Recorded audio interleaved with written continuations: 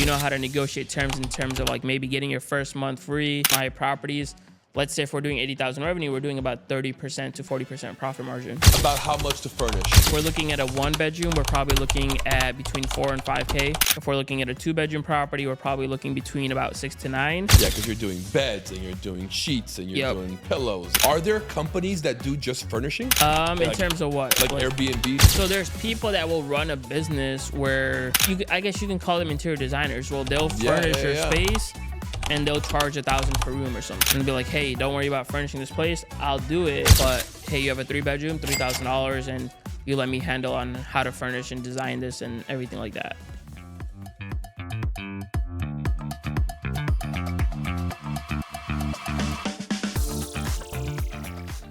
Welcome to Out of the System, the show where we interview entrepreneurs who broke the rules and won. I'm your host, Leo Climaco. Today's guest is someone who has succeeded in Airbnb, Danish Azim, right? Yes. Danish Azim. Yes, sir. Love that name. It's got a zing to it. For sure. Where are you from? Originally, I was born in Pakistan, but by the age of 4, I had came to America, specifically Chicago, Illinois, and I was there for pretty much majority of my life from the age of 4 to 27, and then moved out to Florida about 7-8 months back. One of my best friends growing up was Indian Pakistani. Okay. And I grew up around this family. I'd be around there every day. There are times where during Ramadan, I would practice with them. Mm-hmm. So I have a warm place in my heart for the Pakistani Indian culture. Nice. Yeah. Where'd you grow up? Here in Florida? I grew up in Chicago. Chicago. Yep, so I was raised there. Huh? Chicago, Illinois. Chicago, Illinois. Yep. Were you a Bulls fan? Big Bulls fan. And back then, before I stopped giving up sports a little bit. You gave up sports. Why'd you give up sports? When life happens, when you get older, you're just more focused on making the money. Got it. So you used to play. I used to play, yeah. I was middle school, high school. That's all I did was play basketball. That's awesome. Yep. Point guard? Point guard / shooting guard, yeah. Yeah? Yup. That's awesome. That was my main position. Who was Danish in high school? So a little bit about myself. High school, I was someone that was kind of going with the crowd, right? Like in high school, you have a little crowd. You have maybe usually 5-10 friends that you're hanging out. Yeah. And majority of my high school was surrounded by playing basketball. Like majority of my friends were people that just played basketball. So you were a jock. Yeah. I would come home. I would do basic homework. And then I would be with 4 or 5 friends that would play 3-4 hours a day, like on average. Did you go to school, college? I went to college, but I never completed. Okay. Most entrepreneurs don't. Yeah. Most go for a couple years, they realize that it's nonsense, and they leave. Yep, 100%. Yeah. They quickly see through the veil. Yep. Right? Of like the system is really an indoctrination for that 9 to 5. 100%. Right? It's not here to help you liberate and free yourself. It's really here to keep you locked down, keep you in a frame, keep you in a box. Yeah, that's exactly how I felt. When did you find Airbnb? How did that come into your life? So funny enough, I came across Airbnb around in middle of 2022. And at that point, I was doing life insurance sales in the financial services with a company called Family First Life. Okay. And I was with some friends, and one of my friends introduced me to it in early... This was after COVID? Yeah, COVID. Around late COVID, once COVID kind of ended. And you were knocking door to door? You were doing Zoom calls? No, all virtual. All virtual. All virtual sales. So he introduced me to it. I didn't want to do it at first. I'm like, dude, I'm not trying to get on the phones with old people and sell them life insurance. But he was like, dude, I'm making 30, 40K a month. You should definitely tap in. And I said, yeah, no, I have some very good friends who make a lot of money selling insurance. But for me, I was doing it for 6, 8, 9 months. I was doing pretty well. I was making 10 to 20K most months in commission. So that's not bad. Not bad, right? But it was like every day was, hey, you wake up at 8, you're dialing the phones, you're dealing with older people, you're dealing with rejections, you're going till 7 p.m. and you're doing it about 6 times a week. So at one point I was just like 5-6 months, I'm like, dude, I want to do something on the side that can allow me more freedom. And that's when I just started coming across different opportunities, let me research, and I stumbled across a video by Grant Cardone. Of course, everyone knows who that is. Let me cut you off for a second. What makes you value that freedom? What makes you risk it all to say, I don't want this? I don't want to be stuck in this. You know what I mean? I want to go risk and try what's over there. What gives you that strength? For me, it's just like, I like doing what I want when I want to do it. So for doing sales, it's like, yes, is there money involved? 100%. Yeah. But it's like, for me to make the money, I'm having to sit at the desk and I'm having to dial the phones and do the work. Right. So when I came across And do presentations and 100%, all that. So I was like, I want to have more freedom. I want to be able to travel and money still come in. So let me explore different opportunities out there, because there are people that travel and do all these things, and I'm like, I want to be in that kind of world. Yeah. So that's how I came across Airbnb, and it was by interview Grant Cardone. He was interviewing a guy named Brian Page. Okay. And I was like, all right, cool. Like, I used to think real estate meant you need $50,000, $100,000 to actually get started. Right. But when he talked about Airbnb arbitrage, he's like, hey, you don't actually buy the properties. You could simply furnish them, list them, and make $1,000 to $3,000 per property. I'm like, cool. I got $5,000 sitting around that I can play with. And short story, I started watching a lot of YouTube videos about different courses. I got into a few different coaching programs, and I just ended up taking action. Got my first property roughly within a few months of me starting like the business, and the first deal wasn't the most profitable, but I started seeing money come in while I was sleeping with the business model. So I was like, all right, cool. Let me stick to this. Short story. I've been able to scale the business to about 18, 19 properties now that do over 80,000 plus every single month now. So it's been successful. How do you pick your market? Best way to pick the market, for me, I don't think it's about picking a market. It's finding a deal and seeing if the numbers make sense. So I don't care if I get a property in Chicago, Texas, Arizona, Ohio. For me, it doesn't matter because I'm not in it to look cool. It's, can the numbers make sense? And what I mean by that is, can a property, if I research and analyze it correctly, can it make me 2x revenue compared to what I pay in rent? And if I research it, analyze it the way I do it. So that's your margin, 2x. Yes, I want my revenue to be about 2 times what the rent costs. So you want to pay, the revenue per month. Yeah, so if my rent you want to somewhere, be able to pay rent and have an additional rent. 100%. Okay. So if, let's just give them a simple example, is if the rent that I'm going to pay for a property is $2,500, I want to research and market, analyze that deal and see is there other properties in that area making at least about $5K a month in revenue. If it is, and if I can get a property approved in that market, I would be taking that risk to take it on. Got it. Very interesting. Now, is that the average 2x? Can you make 3x, 4x? You can. I mean, like, I have a property right now where I pay rent $3,800 in a property in Chicago. It's a 4-bed, 3-bath, and this month we're doing about $16K in revenue. So it's 4x. Now I'm saying 2x on a yearly basis. So more, because in every market you're gonna have seasonality a little bit. Like Chicago right now, it's summer, July. Right, it goes up. The most booming, market in terms of the seasonality. But in winter we might break even. But overall in the year, my rent might be $40,000 and I make $80,000 revenue. I consider that a 2x, and I consider that a deal to take on. Got it. That's awesome. So what's your percentage of profit? Meaning, like, after you furnish, after you pay rent, what's that number? 20%, 30%? Most profit margins range, again, depends again a lot on the seasonality, but I would say a safe point is between 25 and 40%. Between 25, that's a lot. Yeah, it's good. But that's, again, it comes down to, do you know how to find a good market, research deals correctly? Do you furnish it correctly? Do you know how to negotiate terms in terms of, like, maybe getting your first month free? All these things. But yeah, like, I've had a lot on average, my properties, let's say if we're doing 80,000 revenue, we're doing about 30% to 40% profit margin on that. Wow. So it's solid. About how much to furnish? So it depends on the property, right? If we're looking at a 1-bedroom, we're probably looking at between 4 and 5K. If we're looking at a 2-bedroom property, we're probably looking between about 6 to 9. A 3 to 4 bedroom, you're looking on average 10 to 15K. So these are, I would say, pretty variable, but average numbers for furnishing properties. Yeah, because you're doing beds and you're doing sheets and you're doing pillows and everything. Tables, the whole shebang, plates, wall arts, everything. Wall arts, paintings. Yep, 100%. That's crazy. Are there companies that do just furnishing? In terms of what? Like Airbnb furnishing? That's a market right there. Yeah. So there's people that will run a business where they will, I guess you can call them interior designers. Well, they'll furnish your space and they'll charge $1,000 per room or something. And they'll be like, hey, don't worry about furnishing this place. I'll do it.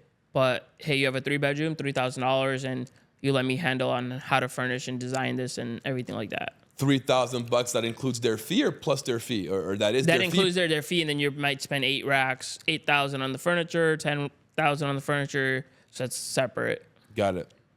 Very interesting. Yep. What do you like about it? About Airbnb in general? Yeah. I just think the best part about it is I tell most people, number one, low upfront costs. Number two, you can pretty much use 0% business credit cards to start the business. So you don't really need a lot of your personal funding. And number three, you can automate and delegate over 90% of this business if you actually do it correctly, set up the right systems, have teams in place. Number four, it creates you pretty consistent cash flowing income. And number five, it's very scalable. So once you learn how to get one property, you can actually scale to 5 to 10 to 20 properties fairly easily because you're rinsing and repeating the same process over and over. Right. How big's your team? So I would say majority of my team is basically what I like to consider my team really is just the cleaners. Because once you have your property up and running, your cleaners are the only people you really need. Outside of that, have virtual assistants. Once you have, I would say, at least 5 or 10 properties, you want to get into like hiring virtual assistants to manage communication with guests, basic stuff like that. And then another people I consider my team, but I don't really consider them part of my team, is mainly when you set up a property is going to be your furniture builder. So you're getting all the furniture built out, and your photographer, which these are crucial, but after they do it for one property at the first moment, after that, they're pretty much gone. And you're having to find these people in every city. Yes, and then once you do have the right contacts, then you can use the same people over and over. But a simple hack that most people don't know about is there's these websites like, I don't know if you ever heard about Thumbtack.com. Of course, yeah. So some people know it, some people don't. But Thumbtack, you could search up real estate photographer, and you'll find the top real estate photographers in that zip code. So it makes finding people really easy. That's what a lot of people that are getting to space like, how do I find people? It's probably like the easiest part. It's real easy. Yeah, really it's easy. real simple. Man, that's incredible. Yeah. Every time I hear about it, I want to get into it. I tell most people you just start and then you figure things out along the way. Is it saturated? So that's a very common question. Is the Airbnb market saturated? I like to tell people yes and no at the same time. Okay. When I say yes, I mean yes. There are a lot of properties out there. There are a lot more people doing it. But I like to say no because it's not saturated when you compare it to how many professional hosts are doing it. What do you mean? So in a market, there could be 100 properties in, let's say, like a 3-mile radius. Would we consider that saturated? Maybe yes. But out of those 100, there might be only 20 people doing it professionally, meaning they actually have a good furniture, they actually have good pictures, they actually have a good listing. Understood. So now I would say it's not saturated. Got it. Because there's not enough professionals actually doing it. Got it.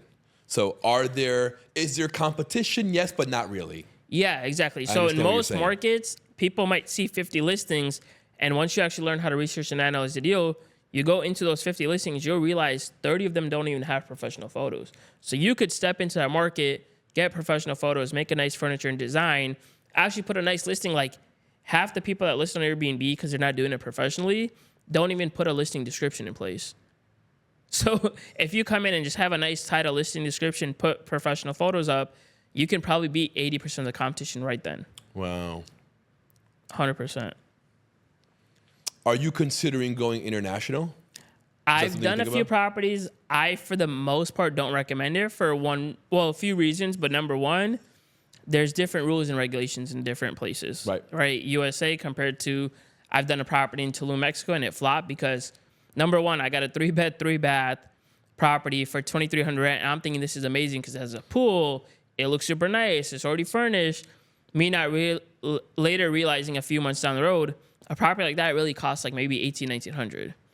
But I got screwed over because I'm thinking that $2,300. So if you don't know the market, you'll get screwed over. There was also something called VAT taxes. So I was getting every booking, I was getting hit with like 20% of revenue getting taken out. So I didn't know about these things. So I Is mostly that recommend like a Mexican tax or something like that? I don't remember what it's exactly called, but I remember it's called VAT taxes. And 20% of revenue is just automatically coming out of the booking. That's crazy. So I'm like, at that point, I was left with no profit margins. I was not profitable. So I had to Right. let go of the property. So I tell most people, I don't believe you should start unless you know a market and understand what are the numbers, Right. how do the rent work there, and all those things. That's critical. 100%. If you don't know your numbers, It's not worth it. Yeah. No, it's not. It's like any Because business. you would think Tulum. Do you think if you had gotten it for 1,800, would it have been? It would have definitely helped if it was 1,800. I didn't know about, and there was no like that VAT tax getting cut. Yeah. It would have definitely helped. Plus, another thing was it's a market where people are traveling, and it's already like, oh, it's a dangerous city potentially. So when you have a new listing and you have no reviews, there's a big chance that people are not looking to book your property. Got it. So there's all these things that you kind of learn. Of course, like I figured it out through more trial and error. But if I was giving advice to someone new, it's like, I don't recommend starting in an international market. Now, if you can get educated, you get around the people that are doing it that have success, then yeah, take it on. But overall, I would say no. Is there a way to get over that whole thing of not having a review? Can you pay for reviews? How's that work? So in the USA market, I don't think it matters too much. If you have a good looking listing, you're in the market where people are coming for short-term traveling, and you just price it correctly. Maybe in the beginning you do underprice, maybe by $20, $30. You'll get booked out, and you can attract those good reviews. Excuse me. But you can pay for reviews in terms of you can have a friend that books your property for a day, let them book it. You'll miss maybe like as a host, you'll get $150. Your guests pay $200. You could pay them back, Right. and they could just write you a good review. But normally, I don't usually have people do that. Makes sense. So without reviews, you can still get booked 100%. What's your favorite market in the U.S.? So hard one overall for me. Just I'm gonna say based off the money that I made, is gonna be Chicago. Really? Yeah. For a few reasons. Again, it depends. You're not being biased here. No, not even. I don't even like Chicago as much as like Florida, but I've seen the profitability there is like for a few reasons because it's more regulated there. So if you do get into a property, you don't have a lot of competition, and half the people that even do it in Chicago, their listings are pretty shitty. Really? Yeah, like there's not a lot of good listings. So when you do it, and if you do it professionally, you're in the right. Like for one of my properties, I'm 2 miles away from downtown. It's a 4-bed, 3-bath. The rent's $3,800. In summer months, we're doing $14,000 to $18,000 revenue. Wow. So that one property is making almost about $7 to $10K like net profit, and That's I'm crazy. probably realistically spending 2 hours a month to do anything for that place. So because of that reason, I would say Chicago, but I would generally tell people there's no such thing as like a best market or perfect market. Every market's gonna have its seasonality and stuff. Okay, so you have 18 homes now, you said. Yeah, between apartments and homes, they're mixed. Is there a difference in how you deal with the property, if it's an apartment or a house, or? Yes, I would definitely say so. Yeah. Apartments, you have to also realize there's a lot more going on in an apartment, meaning you gotta get a guest parking in a certain place. The guests have to have key fobs. They're getting all that. And then they're checking in. They How have do to you follow arrange all rules. that? You just set proper check-in details. So I have automated messages that get sent out when a guest is coming to check into a property, and you basically just let them know, like, hey, here's how to check in. You park here. You walk staircase A. You basically do all these certain steps, and then this is how you get into the property. So a lot of times it just comes down to like correct details of automated messages, Right. and make it happen that way. But houses are simple because you get a house, someone just pulls up to the driveway, they go into the front door, they're into the property. Apartment like this, right? You're 1 step here, 2 step, 3 step, Right. then 4 steps to get in. Tell me your struggles that you've had in your 4 or 5 years in business. So biggest struggle with Airbnb for me, I would say, is dealing with guests and dealing with issues that can happen on properties, which a lot of the times as a host, you can't really control them. So for example, like you might have a property that a guest just checked in, AC issue happens, and now you're just trying to figure out, okay, do I need Scrambling. to come? Yeah, you're basically scrambling and trying to do whatever you can. But at the end of the day, I could send a maintenance team. If they don't go in the next 2 hours, I can't do nothing. And you're just letting the guests know, like, hey, we have someone going. We're working on it. They can keep complaining. So those are two biggest issues: is guest complaints for probably. As a podcaster, I needed a place to share my voice and hear other stories. That's how Forge Studios was born. A place created not just for me, but for everyone searching for something more. An environment where as soon as you walk in, you feel the energy and you feel welcomed. Where being seen and heard is part of the experience. A place for entrepreneurs to share their journey, for creators to bring ideas to life, for businesses to grow authentically. A space that values mental health, encourages real conversations, and supports those who turns ideas into impact. Here at the Forge Studios, creativity, culture, and purpose aligns and comes together to help you create something greater. A place where we leave the filters behind and we start expressing ourselves for real. The Forge Studio. Your journey starts here. Your impact starts now.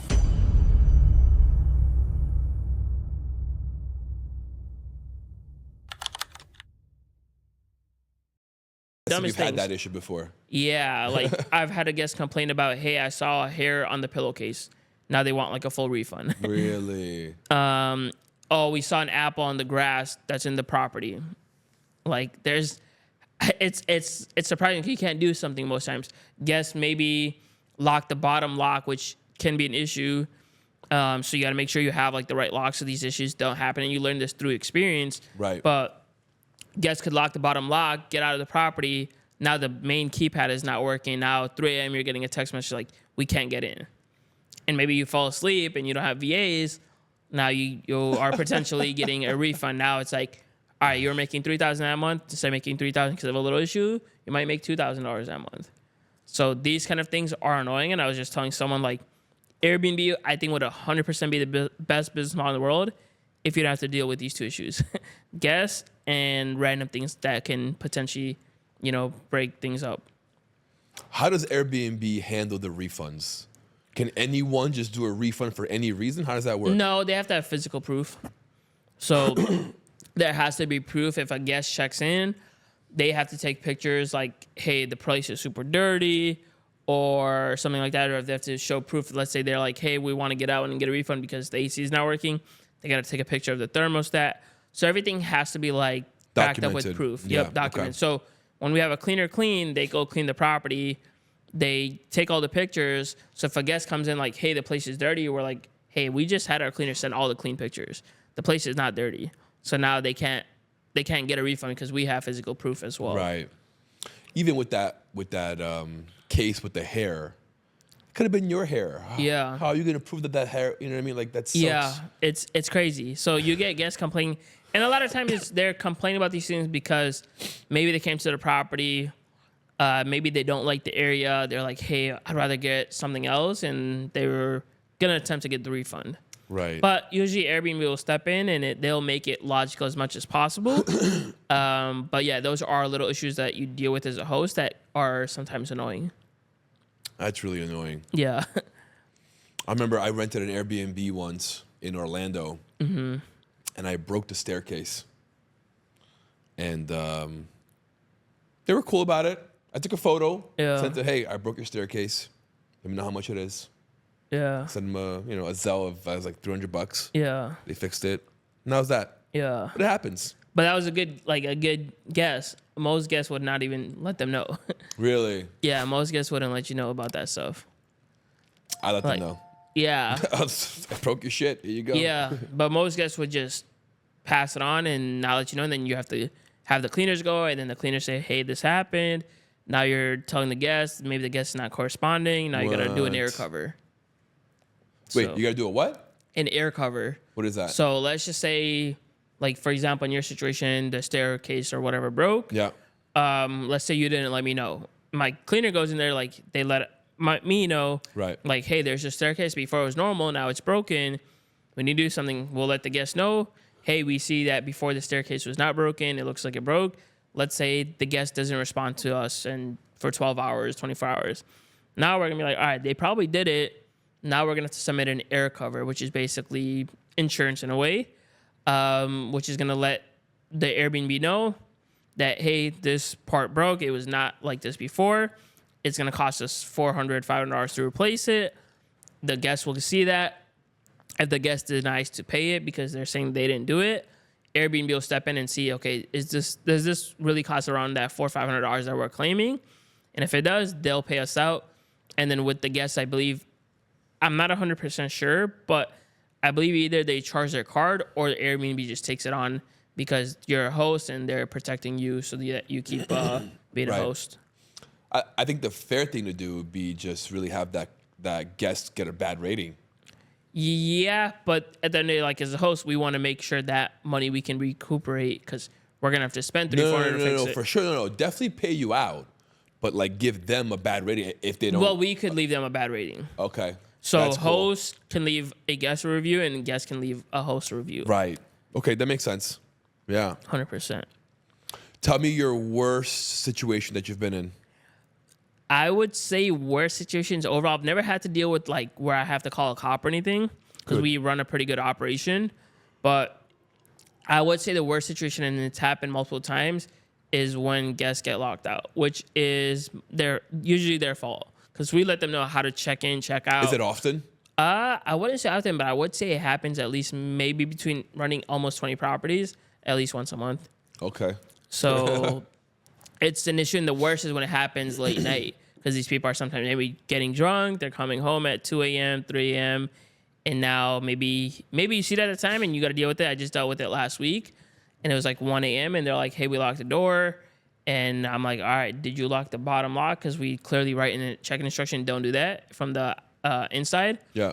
And they did it, and I basically just ChatGPT'd it. I'm like, in a nice way, let them know that they're responsible for taking care of this.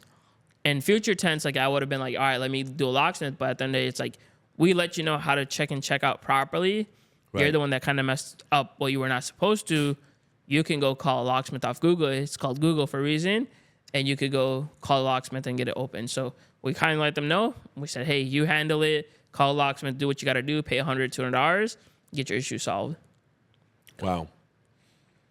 Would it be easier for you if you made all your locks like keypads? So all my locks are pretty much keypads, but the way some doors work, and it is a little bit confusing to do it, but basically there's like some locks from the inside have two locks. So one at the top is usually like the keypad, but sometimes on the bottom you can do an extra lock, and sometimes if they lock that from the inside, got it, and then they go out and then they lock it, then the whole thing gets locked where one of the locks is not opening even though the keypad works. Got it.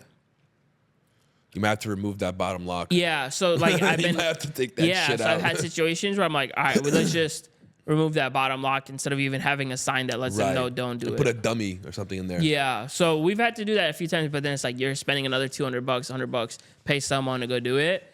So it'd be nice if they just follow it, but yes, in a lot of situations... Save you a phone call. Yeah, save your phone call, save the headaches. So yes, it's way better not to have that. Just like it's better to have a smart lock where if the guests are having an issue, instead of relying on them, you have an app that could also open the door if need be. Right. So these are little things that I've just kind of like learned as doing the Airbnb business because it's not been like a straight line forward. It's been how long for you? 3 years. 3 years. How big do you want to get? My goal is just hitting next level. So like I tell most people, like the purpose of life is to have growth. Yeah. Like I could be where I am right now, make decent money, and it's decent, but you start feeling like you don't have a sense of purpose. So I think it's just like constantly growing. So for me, we're at about 80K, 90K. Like my biggest month was 90K. So now it's like, all right, I want to have that, hit that 100K mark, and just keep taking it to the next level. It's like I tell most people, and this was a common issue I used to do before in business, was like try 5 things, diversify everything. Where so I'm like, hey, the Airbnb business already works. I know how to do it. Why would I change when I can get this 200K a month, 120, 150, 200K a month? Easy, yeah. So for me, I have no goals to switch it up. It's just keep expanding what I already know works. Keep growing, keep growing, keep 100%, 100%. That's awesome. Yep. And I think like once you get to where you are, right, you can start experimenting and do like weird homes. Yeah. I've seen some weird homes on Airbnb. Yeah, and those are the ones that sometimes make the most money. Yeah. You'd be Like a surprised. spaceship somewhere or some windmill somewhere, or, you know? Yeah, so those are more like guest experiences. So what at the end of the day, like Airbnb, I tell people it's just a platform. The real business we're in is short-term rentals. Right. So there's so many ways to go about it. Do you want to do regular homes that are just like you're catering to long-term guests, or maybe you get a one-bedroom apartment, you're only maybe making $700-800 a month profit, but it's very headache-free and it's consistent income. Right. Or do you want to go after those houses that maybe serve like the vacationers that you can maybe get rent for $4K and maybe make $4, $5, $6K in a month? Or do you want to go after those crazy homes that maybe cost $2,000, $3,000, you spend a crazy amount of money on furniture, but that $3,000 rent could make you $10,000, $12,000, $15,000 in a month. Right. So there's so many different ways to target it, but as long as you know what you're doing and you fit the demographic of visitors, you could be very profitable. I just got back from Brazil. I was there for a week. I was at an Airbnb. Yeah. Super expensive. It was a penthouse in Copacabana Beach, 5 bedrooms, massive balcony. I spent like almost $12,000 on it wow. for like 9 days. So almost $1,000 a night, $1,100. Yeah, it was real nice. As I'm there, the house manager is telling me that I'm the last guest that's ever gonna be there in that building. Oh wow! Because the building got together And they voted out doing Airbnb short-term rentals. Yeah, they voted them out.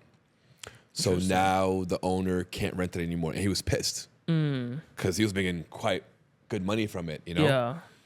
So that was upsetting for me because I love that place. I've rented it out twice already, so I can never do it again.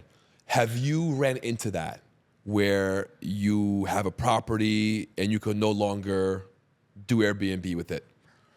As of this current moment, I have not yet. Good. But is it a possibility? 100%.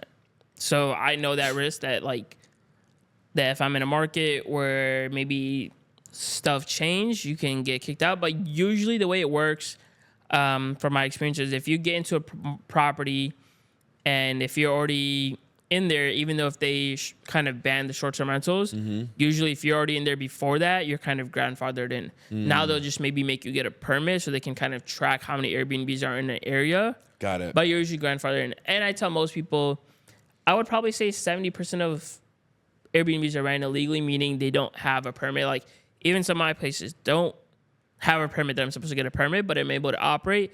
And as long as you're not having cops getting called, your neighbors are not like yelling or whatever, right. you're usually fine. So if you can keep Is a it good state operation, permit, you'll be a fine. City permit? City usually. City permit. City. Yep.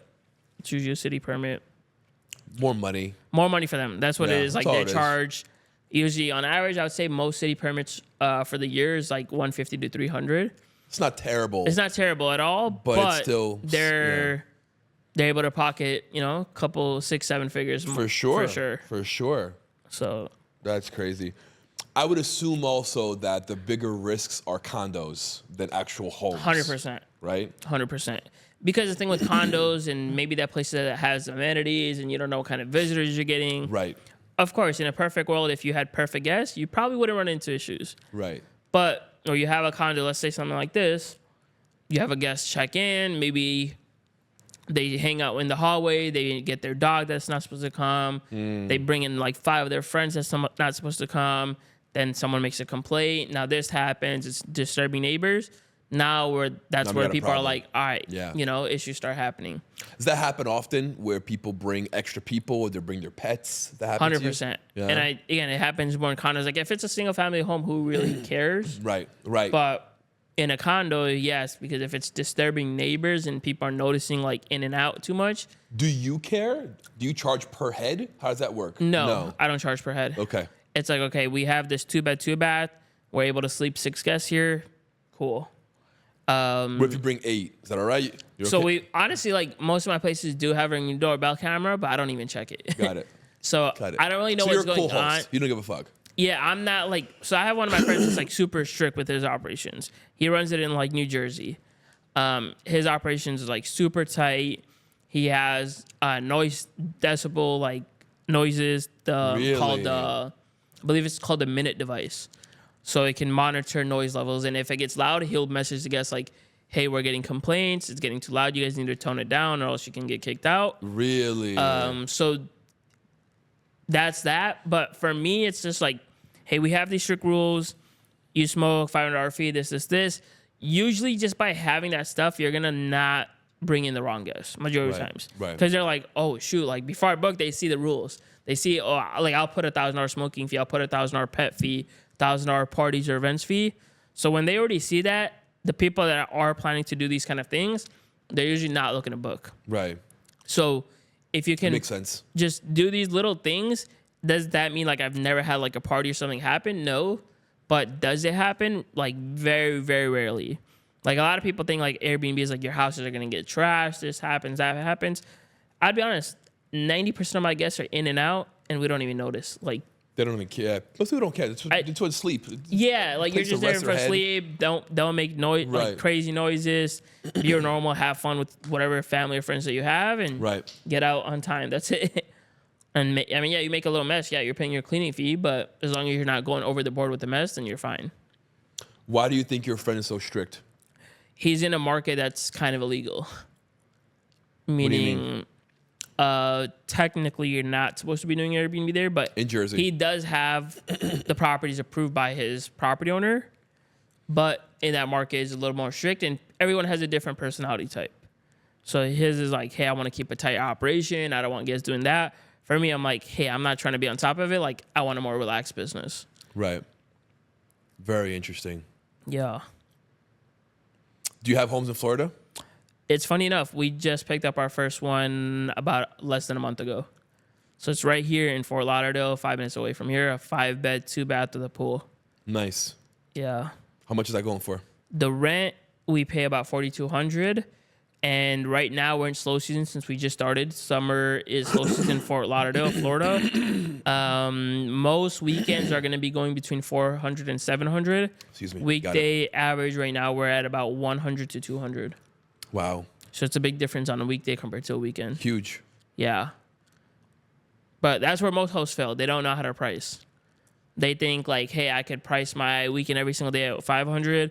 I'll put my weekday at $300, and then they'll get booked out for their weekends and then never get booked out for weekdays. And then they average like 40, 50% occupancy. For me, like my average among 18 properties is about 90% because we know how to price correctly. So that's very crucial. You're not greedy. Business. Yeah, like, do I want to list a 5-bed, 2-bath, $100 for a weekday? No. But everything is based on supply and demand.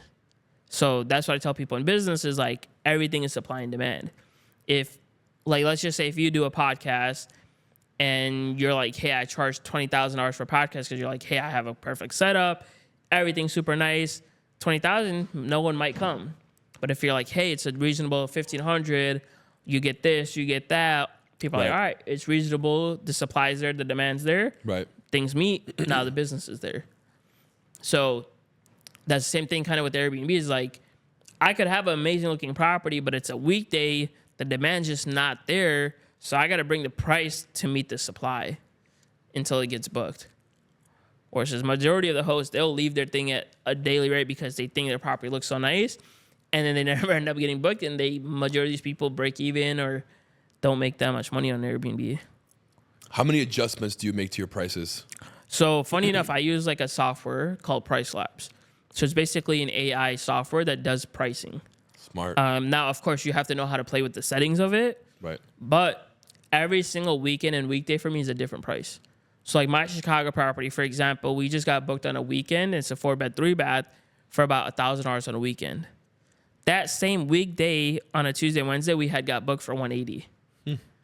So, but most weekends are getting booked for around $450 to $600.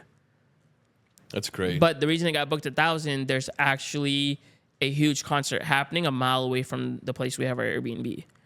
But because of that, the booking was big, and I didn't change the price. My software did that automatically. It understood the demand that's coming into town. So it's pretty crazy. That's cool. It's crazy. Yeah, it's like we have a Chicago Marathon happening in October, and I already got booked out for 3 days. average property that's usually going for $500 in the weekend of October.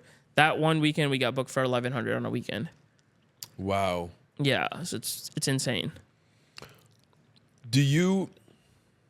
Is that something that you look for? Stadiums, concerts, 100%.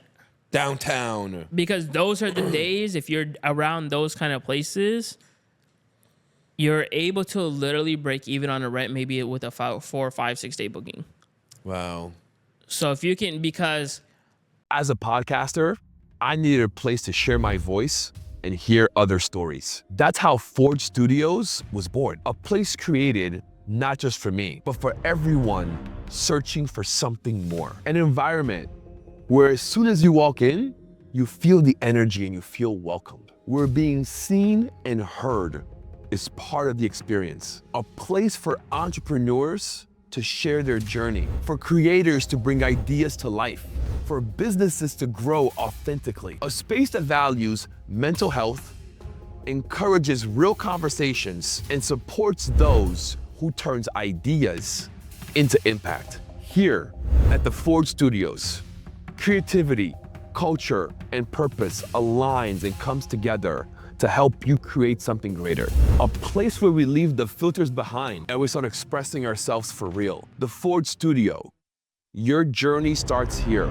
Your impact starts now.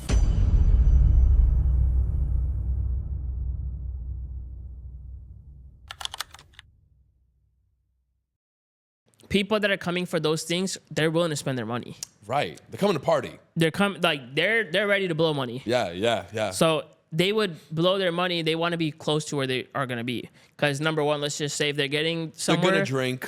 they're going to do stuff. They'd rather catch a mile of Uber than be 5-10 miles away. Yeah. Even though it's somewhere cheaper, they're fine. And then it's people that are chipping in with 5 friends, 6 friends, 8 friends. So it's not like it comes out too crazy for them. Makes sense. So, yes, 100%.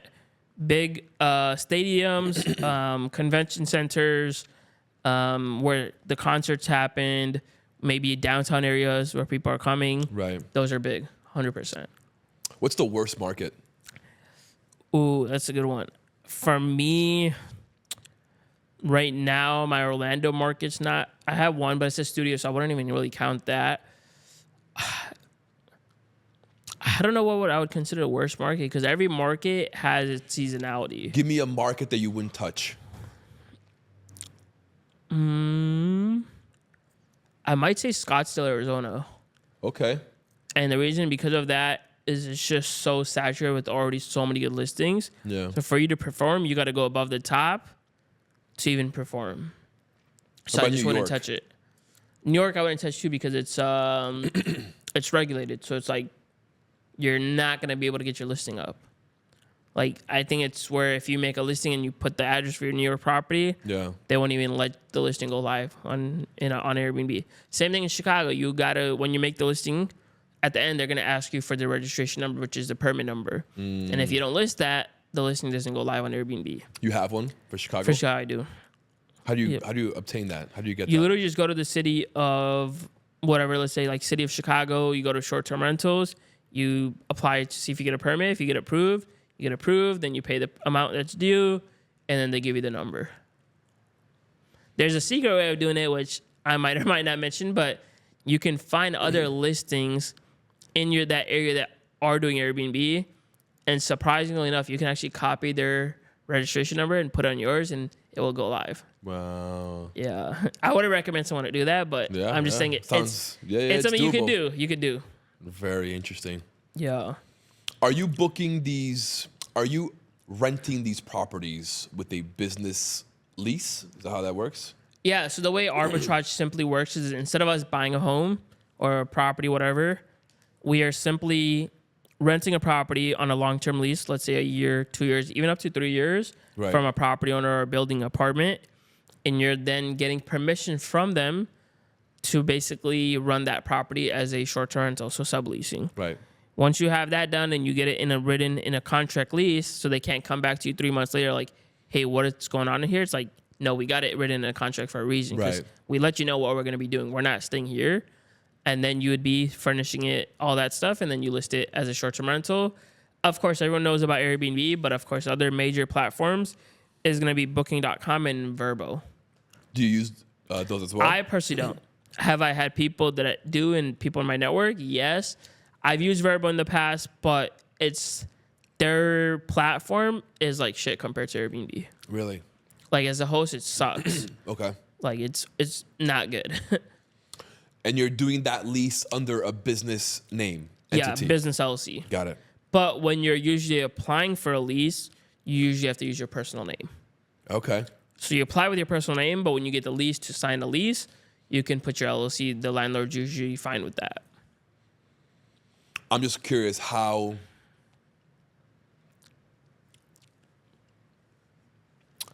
you're able to rent so many properties on your name over and over and over again. Usually under the business LLC. Right, that makes sense. Yeah, so Right. you're just doing it under the business The LLC. two attached together, right? Your name with the LLC behind it. Yep. And you're usually letting the landlords know, like, hey, this is one of my businesses that I do. Right. I already run multiple of these. This is the business model. If you're open to it, I'm ready to sign a lease. Of course, it's mine that you've already done your research and analysis on that property. Got it. 100%. Very cool. Yep. And then, like, what's cool about it is that now it can give you a lot of different avenues, right? You've been doing it for 3 years. Yep, 100%. I guarantee you're going to start coaching soon. You probably already have. I do coaching, yeah. I've been doing it for the past 2 years. There you go. How's Yeah. that going for you? It's good. I mean, I tell most people coaching is a great tool for, of course, everyone looks at it as like you can make a lot of money, and you can 100%. For sure. But what most people don't realize, like, it's a way harder game than most people think. Oh, yeah. Because now you're marketing, now you got to get leads, then you got to take on students, then you got to provide the fulfillment of helping people. So for me, it's been good, right? Like in my program, I have nearly 100 students, all like one-on-one coaching mentorship. Very cool. In the last years, between 5 and 7.5. Okay. So a higher ticket program. What do you get for that? I basically coach them for 3 to 4 months, like one-on-one directly. So basically how to get 0% business cards, how to research and analyze the deal, Wow. how to make a listing, how to set it up, how to hire teams, Time consuming. and how to pretty much price your properties where you're getting booked out consistently. That's awesome. Yeah, so pretty much the shebang from like A through Z I've taught people. Very cool. Yeah. That's not a bad price. Yeah. But again, it's going to be considered high ticket. For when sure. you're going above 5K. That's not too bad. Yeah, but I tell most people I started coaching at 1,500. I remember my first 3 students were about 1,500. Then I raised it to 2, then 3, then 4. That's how it goes. That's how it is. Pretty soon you'll Supply be and at demand. 15, yeah. So that's what it is. That's awesome. Yeah. That really is. So, okay. 18 homes, right? Correct. Where are the majority of them? So I have Chicago market, a good amount. I have Arizona, 3, 4. I have Where in Arizona? Funny enough, so Phoenix and Avondale. Okay. Avondale, not too popular, but yes. Then we have Nashville, 3 or 4. Yeah, I have 4 there. Or no, I heard 3 there. Nashville's great. Yes and no. Yes and no. I would say it was really great, but it's got quite populated. Yeah. What about Utah? I've not done Utah, but I've heard good stuff about I've heard it. good stuff about Utah also. Yeah, and then I have Texas, and then I have Fort Lauderdale one, Where in Texas? Austin, and I used to actually sold them recently. Was Fort Worth, like near Dallas. Do you go to all these homes? Have you been to all of them? No, No. I have not been to. Probably half of them I've never visited. So a lot of my business I've done it fully remote and virtually, which is what I like. Could you? You could, right? You could just go sleep in one of them if you 100%. wanted I could to. block off the date, Yeah, go just there, go. stay there. But It's your property technically, right? But none You're of my renting. properties are to the level of like that they're super cool that I really care to visit. They're just average homes that sleep people. No. That are in the right market. But if you wanted to go into that city, I've done it. Like in gotta- Nashville, when I yeah. went 3 months ago, we stayed at the property we have. dope, smart. But it just depends, right? Like if I'm going somewhere, even in a market like Chicago, well, that's my hometown, but I never slept at the property. I've only slept at one of my properties ever. Funny enough. So That's funny. it's interesting. Yeah. That's what a lot of people think, like, hey, I'm going to get into Airbnb. I can stay there. I'm like, sure, but Is your goal to run a business, or is your goal to have property that you just use as like a second home? Yeah. Right. Yeah. How old are you? I'm 28. It's a good age. Yeah. It's a good age. Do you want kids? Are you married? Down the road. I'm not married right now, no. Okay. But down the road, for sure. No. You see yourself with a big family? I wouldn't say big. I'd probably say, realistically 2 kids. Yeah. 2 to 3. What do you think sets you apart that made you want to take all these risks? For me, I've always just been someone, number one, I like having a nice lifestyle. Like, I just couldn't say like average for me. Like, number one, because I've already seen a lot. Like, I've been around multimillionaires. I've seen the different lifestyle. Let me play lifestyle. devil's advocate real quick, because you could have had a really nice life selling insurance. Decent, yeah. Yeah, for sure. I know plenty of guys who make They millions. do really well, 100%. They do really, really well. 100%. You know, so why take on the risk? Why invest money that you didn't have into properties that weren't yours, buying all this furniture for what? For me, it was because I was doing the life insurance. I was making money, right? Like, I was not like, hey, I was making $3,000 a month. I was doing most months 10 to 20K. That was like my average. It's pretty good money. Pretty decent money. But it was like, I'm trading every single day, 8, 10, 12 hours a day to do it.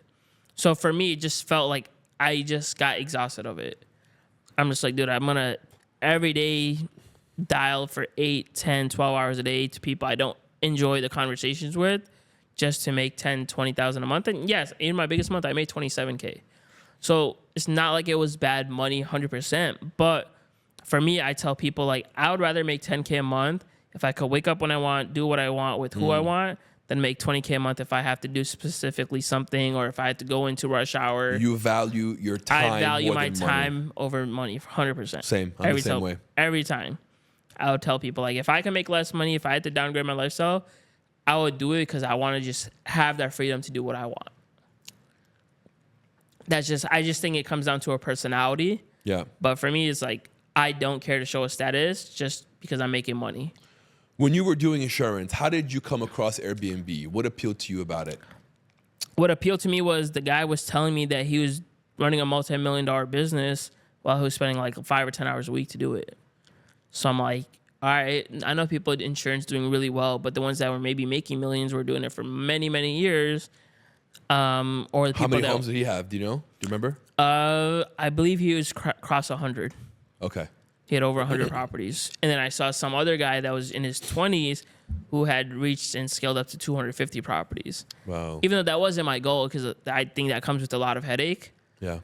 For me, was at that point, you probably have a whole team. Yeah, you have a team, but that's a lot of operations. It's a lot of stress. Yeah. Yeah. My goal wasn't that. Like, even right now, I could scale faster if I really, really wanted to, but I'd rather just like be at ease with doing everything a little bit. Like, yes, have pressure, but not get it to the point where like you're having to stress out every day. Give me a number that you're like, all right, I'm good here. I'm comfortable. I think a safe, good bet is having between 20 to 25 properties that you're consistently able to make 2 to 3K a month profit on. I think that's a pretty solid. On each home. Yeah. So ideally, overall goal that I think would be very ideal for me would be like 25, 30 properties. We're doing about 150K revenue, and profit is clearing about 30 to 50K a month on average, while I'm able to maybe delegate and systemize that business where it's like, all right, I'm on average working about 10 hours a week in that business. Now I can shift into whatever else I want. Like right now, we might be starting with my partners, like an e-commerce company. Right. But it's because it's like we've already automated the business where it's like we realistically maybe spend two hours a day to run the business. After that, it's like I live my life. I figure out what else needs to get done. I do a little bit of the coaching, all these things where it's like, I was just telling my friends, like, bro, I feel like my life's just like, it's doing what I want. That's what I always wanted. Because at times I've had times where I've worked 12, 14, 15 hours a day, just hustle, no fun. But the whole point of that was to get to the point where it's like, I could wake up and do what I want. I could go to the gym, hang out with someone, do something like this, and just live your life on actually how you want to live it. So you would say about 4 or 5 months to really set it up? The whole thing. with an Airbnb. From beginning to end, yeah. No, you can get a property set up within a week or two.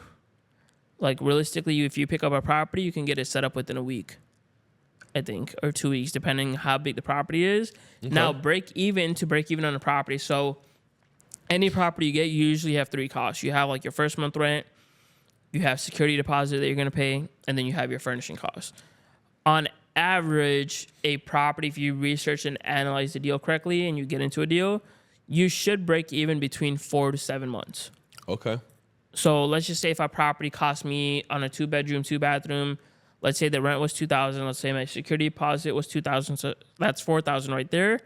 And then I spent $6,000 to furnish it. So I spent total $10,000. If that property on average, let's just say made me about $2,000 a month in profit, roughly. All right, 5 months now, breaking even. Let's say if you use a 0% card, you paid the card off. Now it's like for the rest of that property that you have, you're making $2,000 a month in profit. Got it. Now imagine you do that with 5 properties. That's what I meant. Yeah. So it takes about 5 to 6 months for you to really... To break even. Yes. I would say average is 4 to 6 months in a good deal. In a solid deal, that's how long it should take. If it takes you anything above 9 months, I would consider it pretty bad. And anything, if you could break in under 4 months, which I've done with like a few of my properties, it's a banger, I would say. Man, you're dropping some fire today. For sure. It's a lot of really good knowledge. I think anyone listening could definitely pick up and start. 100%. Just by listening to what you said here today. 100%. And I just tell most people the way you start is by starting. Right. Literally, like I tell most people is like, instead of trying to research and analyze every single detail, just do it. Just do it. Like literally just go open up a 0% business card, go research your property, analyze it, find a coach, a mentor, YouTube videos. Like there's so much information and resources. Eventually it's like just start and then just start pivoting along the way as you're doing something. That's how you learn. You'd say about 10 grand. 10 grand, give or take, for your first property. Yes, overall. About 10 to 12. I would say on average 5 to 15. Okay. So 1 bedroom, maybe 5, 6K, 2 bedroom around 10, 3 bedroom house around 15. But I tell most people, like the way I've taught most people is like, you could literally have $2,000 to your name right now. If you have a 700 plus credit score, you can ideally get 10, 20, 50K plus on a 0% credit card approval. And now you can literally leverage that money to go furnish a property, do everything, and use that money. So like when I started, I think I had less than $5,000 in my bank account when I got my first property. So you're able to start it with not too much and leverage 0% credit. Smart. 100%. Very smart. Man, it's really empowering, right? To hear people's stories who are just making it happen. Like you said, taking action, just doing it, you know? Yeah. Like, out of nothing, out of hearing your story, right? Having a conversation, watching some videos, then buying some courses. Next thing you know, now you're making almost 100 grand a month. Yeah. That's crazy. Yeah. I mean, it's surprising when things happen. It clicks. A month, not a year, a month. Yeah, we're nearly, now it is revenue, but I mean, it's there. Like, it's crazy because if someone told me like 5 years back, I would think like, yo, if I could just make 10,000 a month, it would be amazing. But nowadays, 10,000 just doesn't even, you're living Scratch like a the very, surface. especially in Florida, you know how it is. Like, 100%. you're doing the most basic stuff for 10,000 a month. Yeah. So it depends. Like I tell people, reverse engineer. As a podcaster, I needed a place to share my voice and hear other stories. That's how Forge Studios was born. A place created not just for me, but for everyone searching for something more. An environment where as soon as you walk in, you feel the energy and you feel welcomed. Where being seen and heard is part of the experience. A place for entrepreneurs to share their journey, for creators to bring ideas to life, for businesses to grow authentically. A space that values mental health, encourages real conversations, and supports those who turns ideas into impact. Here at the Forge Studios, creativity, culture, and purpose aligns and comes together to help you create something greater. A place where we leave the filters behind and we start expressing ourselves for real. The Forge Studio. Your journey starts here. Your impact starts now.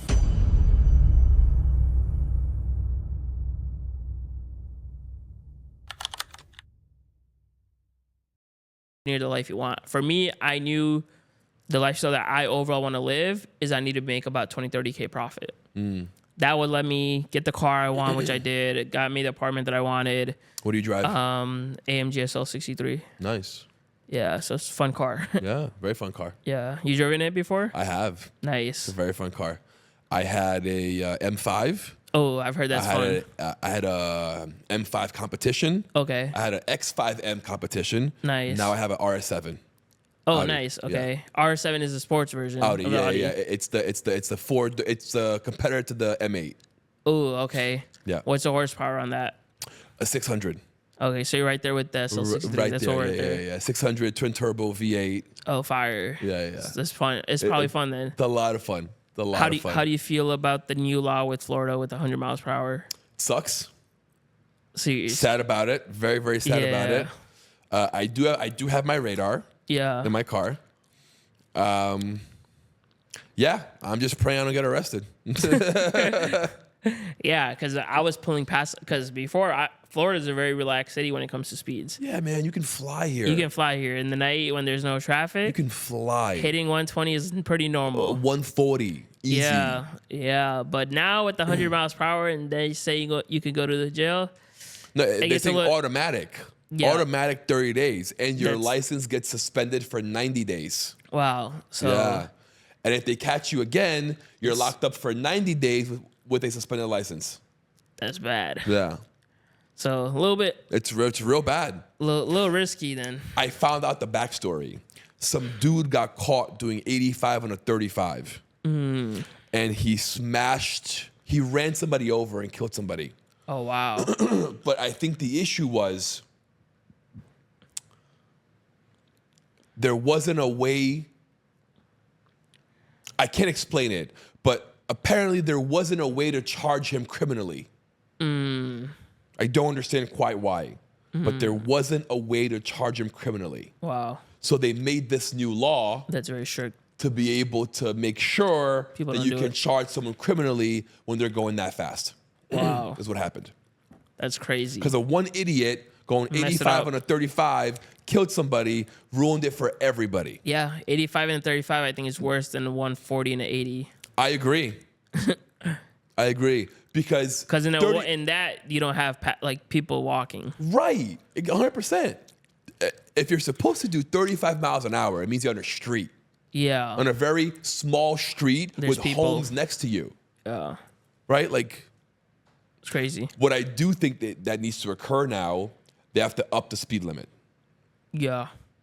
you know, from 70 to maybe 80, Yeah. you know, from 65 to 75. 100%. They have to up it. For sure. Because those rules were made back in the day when we didn't have these kind of cars. Yeah. The cars are much faster and much safer. Safer. Yep.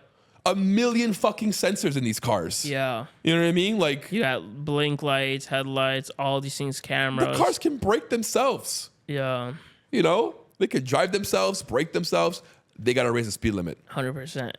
Hopefully we'll get there. We should start a 100, petition. 100 miles per hour, you can't even feel it in a nice car. No. Like 120 is when you start feeling it. Yes.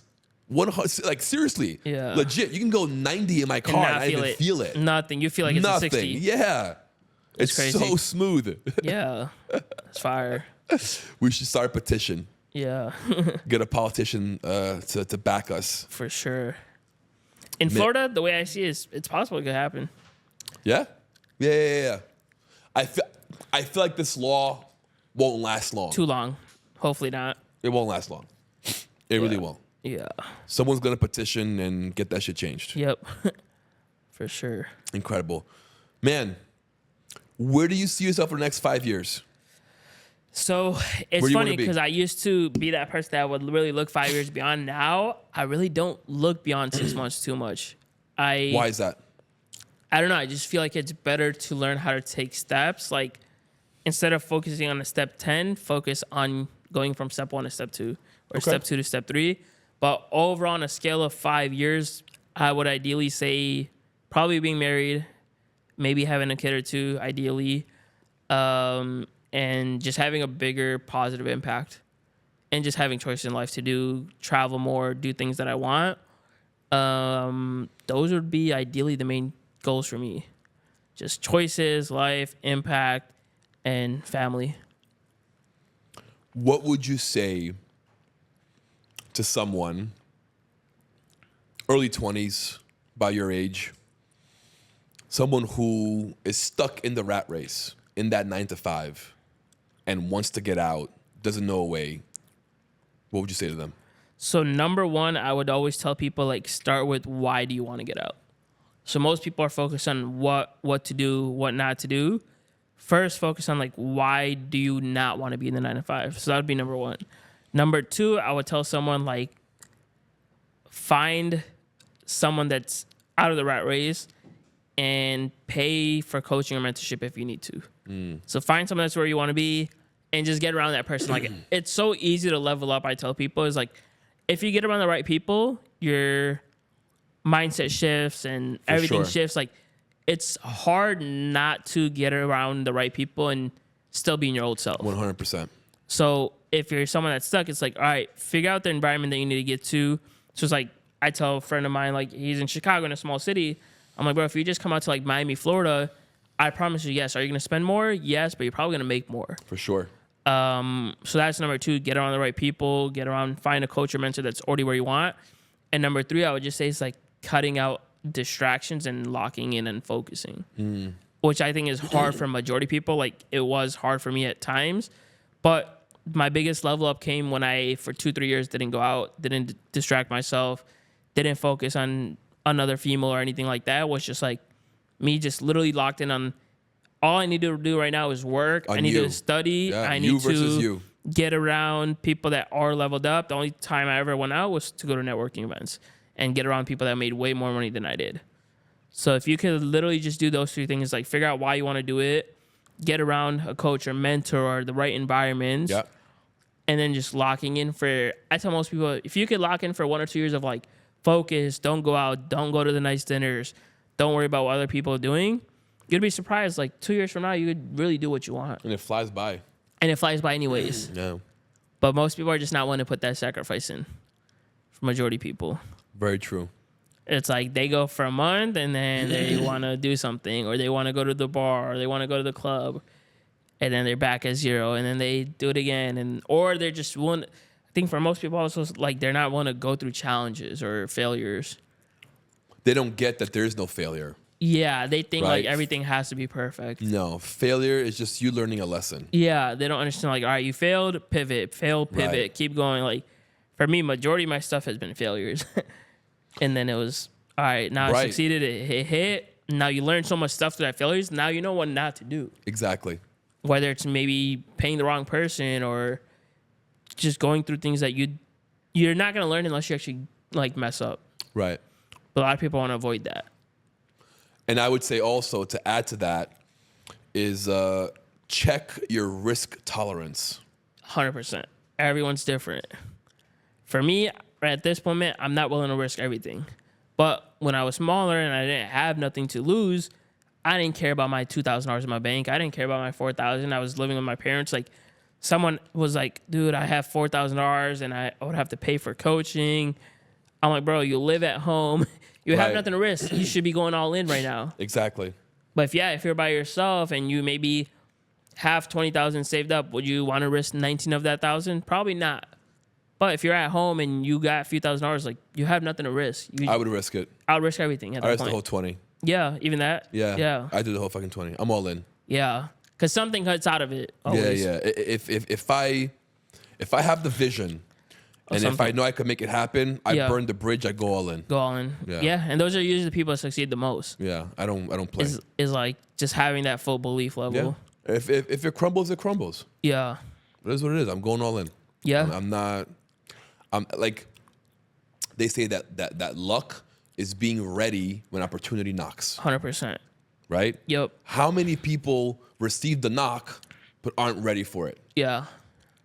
You'll never be ready. Yeah, you're never ready. ready. Open the door and go. Yeah. You know? 100%. Don't waste. Jump. True. You'll figure out how to fly. 100%. That's true. That's true. Danish. Yeah. Fucking awesome name. People want to call it Danish, but no, don't let them, bro. It's Danish. Yeah. Look at that camera right there.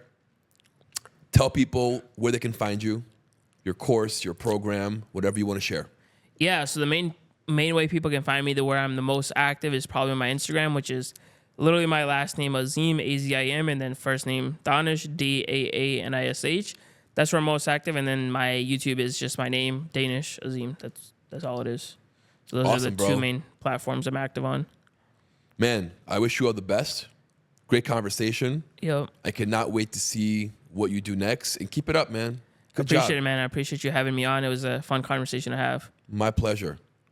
Guys, someone who found his way out the system, someone who 3 years in is building his empire, making a name for himself, carving out that little piece of freedom that he always wanted. If you're someone who wants to get into Airbnb, that's the guy right there. Find him. I'll put all the links down below. Like, subscribe, hit that bell notification, and we'll see you guys next time.